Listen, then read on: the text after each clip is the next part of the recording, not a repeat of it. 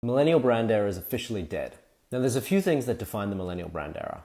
Millennial brands lean into hyper-aestheticization, so trying to turn ordinary commodities into design objects. Inoffensive pastel or neutral brand identities that lean into consistency on digital brand applications. And excessive earnestness or warmth in their tone of voice. These brands desperately want to be a bestie.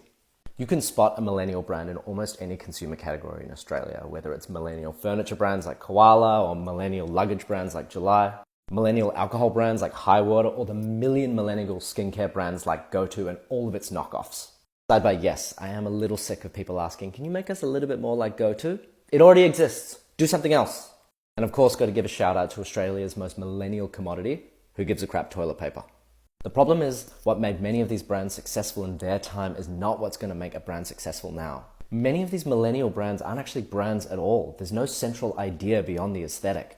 It looks good on a flat lay is not really a strategy. And it only really worked when people were consuming brand content in a much more static way. Millennials are now entering the phases of their careers as marketers where they're finally getting to make decisions about brand identity, art direction, packaging. This is just a gentle reminder that those aesthetics you might consider to be examples of great and modern brand design might just be a representation of your own tastes and preferences from that brief cultural moment when we got to be in the spotlight. And those people that are rebranding to chase a more youthful audience may find that perfect modern aesthetic might actually be regarded as contrived by consumers who are embracing much more expressive and eccentric brand worlds with much more dynamic content.